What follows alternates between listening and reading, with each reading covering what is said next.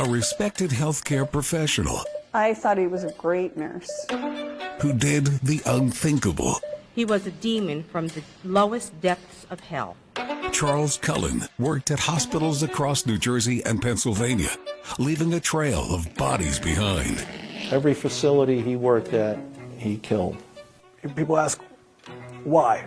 And it's a question that can't be answered. As investigators race against time, Every minute, if you have a serial killer out there, it could result in another death, another murder.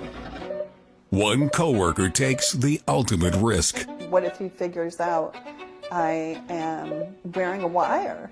And could this happen again? The answer is yes, absolutely. Crime Files starts now.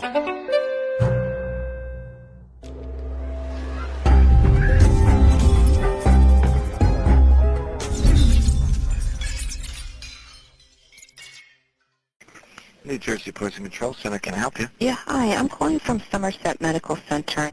In the spring of 2003, the New Jersey Poison Information Center gets a series of disturbing phone calls from Somerset Medical Center.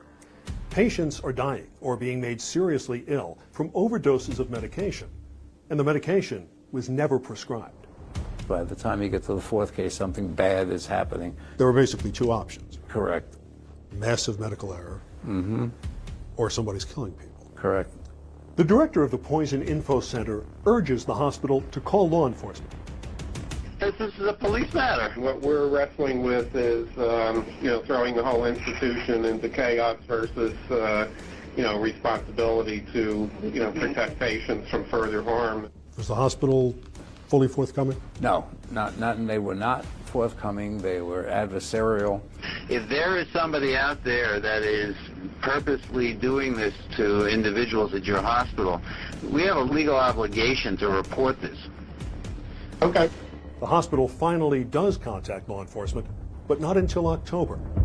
The hospital had some concerns that they have a killer on their hands, and we immediately began our investigation. But 5 months have passed, and that delay comes at a serious cost. That's one of the things I will carry with me to my dying day, unfortunately, is that there were several deaths between the time that I reported it to the health department and the time that law enforcement got involved. Detectives Tim Braun and Dan Baldwin are assigned to the case, and it doesn't take them long to zero in on a suspect. He's a respected critical care nurse named Charles Cullen. Charlie Cullen was an ideal employee because he would take any shift. He would take nights and weekends and holidays. He was a brilliant nurse. I didn't question him. When we worked together, it was him that I went to if I was unsure about something. But some of Cullen's coworkers tell a very different story. He had like no life in his eyes, and almost like a shark. I did actually have a colleague of mine that had surgery and was placed there for a few days, and she said to me, I have to get out of this unit. She said, that guy scares me. She was afraid of Cullen. Oh yeah, and mentioned him specifically. Detectives trace Cullen's work history. What they find is disturbing. Pennsylvania State Police were looking at Cullen for some suspicious activity at a couple of hospitals in Pennsylvania. Cullen has worked for 10 hospitals, and at several there were unexplained deaths. At one, he was even suspected of spiking IV bags with high doses of insulin. But the hospital didn't call police. It just let Cullen quit, making him someone else's problem. They essentially offered him a choice. He could be fired, or he could resign with neutral references. And he chose the latter and moved down the street and got another job. Cullen also has a history of mental health problems. He's attempted suicide multiple times, and he was arrested for stalking a coworker. But hospitals keep letting him walk away and find new work. But he was institutionalized over and over again. And sometimes during those institutionalizations for psychiatric evaluation and care, he would receive job offers to move to a new hospital. They covered it up and they just let him move on. Detectives declare Cullen a person of interest, but suspecting him won't be enough. They need proof, and getting it won't be easy. The challenging and difficult part of the investigation came with dealing with the hospital administrators. They held back evidence. You know, the information we had to gather was through court orders and subpoena. Detectives want to know what drugs Cullen had access to. Like a lot of hospitals, Somerset uses an automated drug dispensing system. You don't just pull something off a cart. You now need to type in your name and use your badge and your number. And so you now have computerized records that form a paper trail. But hospital officials say there's a problem. They say the records only go back 30 days. Sure, we could have said 30 days. Okay, we're out of luck. Braun says something about that story doesn't seem right, so he decides to do some research. I reached out to the manufacturer. They told me we can retrieve every transaction that occurred through that unit from the point where it was tested at the factory. Do you believe that that was just confusion? That they didn't realize that they could hold records beyond 30 days? In my opinion, that was absolute cover-up. Just through the course of their internal investigation, they would have utilized that same information. The records show Cullen orders more medication than any other nurse, but sometimes cancels orders as fast as he places them. To make sense of this, detectives need help from someone on the inside. I loved working at Somerset. I had great friends there, great relationships with my coworkers. In 2003, Amy Lochgren is a critical care nurse, and she's become close friends with Charles Cullen. I thought he was a great nurse. We were fast friends. We had a lot in common, and there was a lot of respect there. We both really respected each other. And when Charlie Cullen came into her ward, what she saw was a sad but funny, drippy kind of guy that she could protect, that the world was beating up on. Like everyone on the nursing team, Amy notices an increase in patient deaths, but she doesn't think there's anything sinister going on.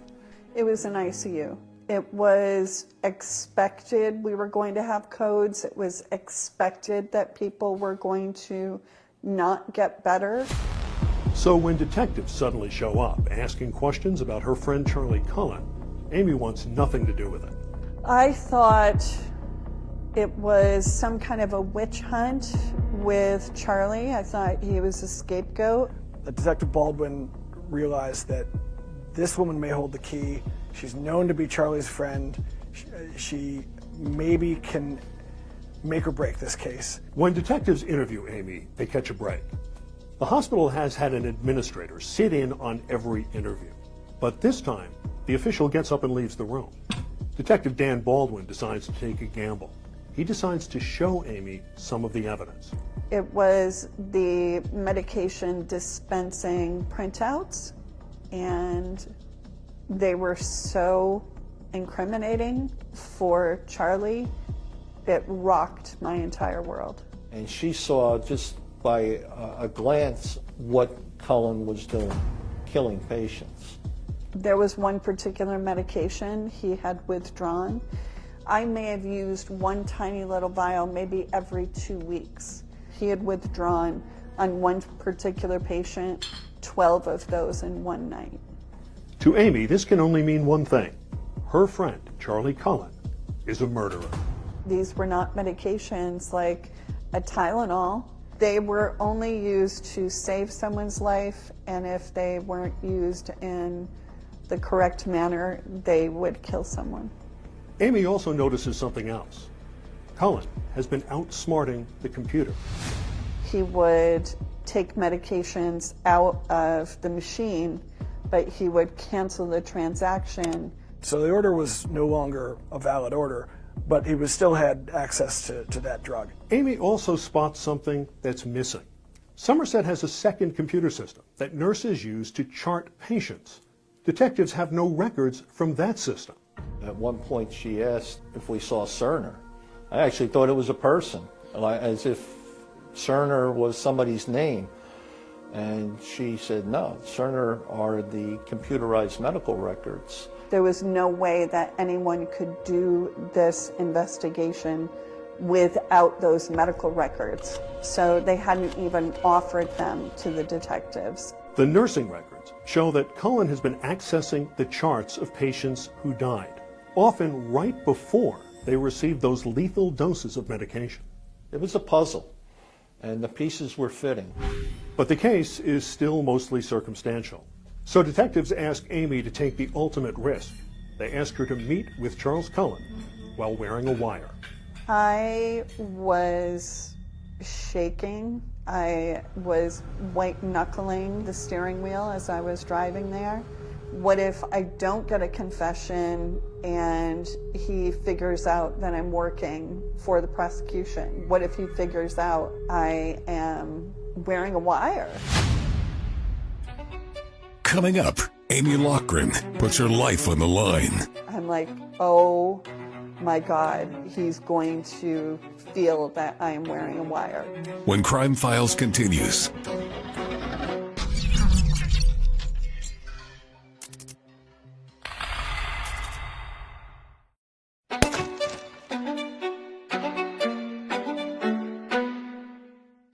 It's December 2003, and Amy Lochran is facing the most terrifying moment of her life. What if he figures out I am wearing a wire? Her best friend may or may not, probably is, in fact, a serial killer. She's trying to get him to confess. Amy is a nurse at Somerset Medical Center, and she's gone undercover to expose her friend Charles Cullen, who's accused of murdering patients. The two meet at a local restaurant. And we had about a half a dozen of undercover detectives inside monitoring and making sure everything was safe.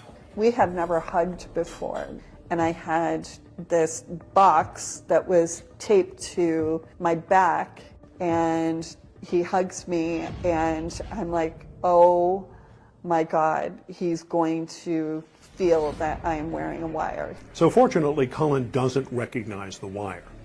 But there's another problem. The body wire conked out on us. We didn't get anything, quite frankly. Amy doesn't realize that no one can hear what's going on, so she presses on, trying to get Cullen to confess. I said, I know you did this. I know you did this.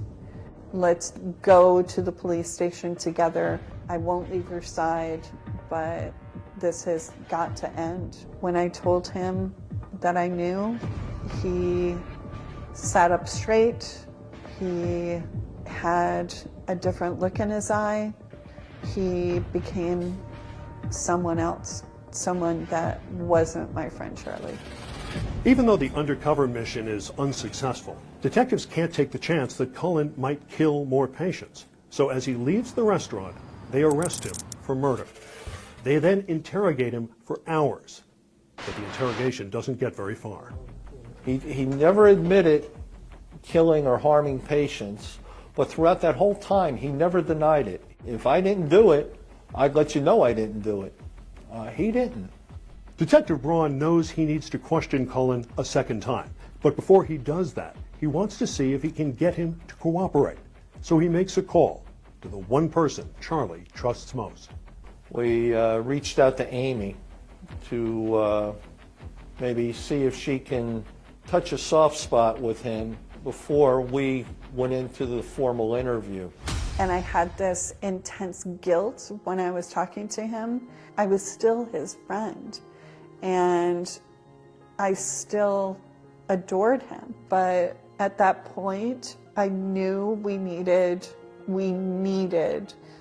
that confession. Amy's personal appeal pays off.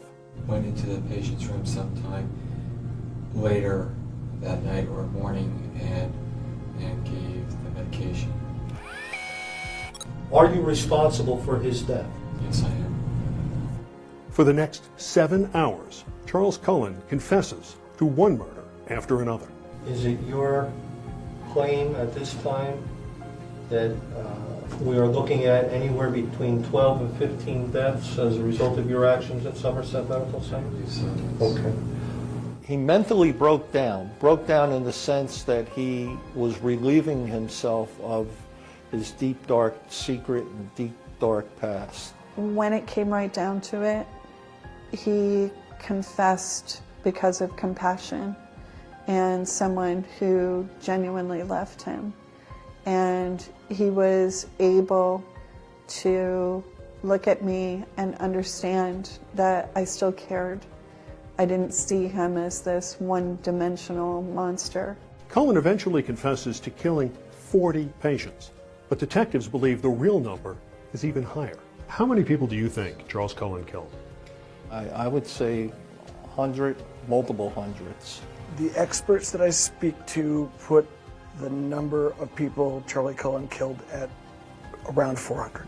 And here's the really scary part. When you think about how Charles Cullen operated, how he sometimes spiked random IV bags with deadly doses of medication, there's a good chance even he doesn't know how many people he killed. The worst serial killer in state history was sentenced today. Are you ready to address this court, the assembled families of your victims, and society as a whole? Nothing to say. I'm sorry? Nothing to say. In March 2006, Cullen appears in court to receive his sentence. Why is it that you have chosen not to address the court? Cullen declines to speak to the families of his victims, but they have a lot to say to him. I still awake almost every night at exactly the time that Mel died and relive this haunting memory. You are Satan's son. Why don't you look at me? You're not a man. You are a coward. Charles Cullen, I also have to say, I forgive you. I may be the only forgiveness you will get. You have God to answer to. The judge sentences Cullen to 11 life terms. A week later, a judge in Pennsylvania sentences him to 15 more. Charles Cullen will spend the rest of his life in prison. Why do you think he killed? I think it was an obsession that had gone wrong, and once he had a taste for it, it was something he couldn't stop. To this day, it's not completely clear why Charles Cullen killed. He has at times claimed he was trying to end patients' suffering, but the facts don't support that. It was not mercy, not at all. I mean, many of his victims, a good majority, were random. He used medications that made patients suffer. That was not mercy killing. In the end, perhaps the answer is as simple as it is frightening. Perhaps Charles Cullen just had a compulsion to kill. I liken him to an addict. Addiction is a compulsion, an obsession that you can't control. His addiction was killing. Coming up, did the investigation end too soon? In my opinion, there should be many hospital executives sitting in the same cell as Cullen. When Crime Files continues.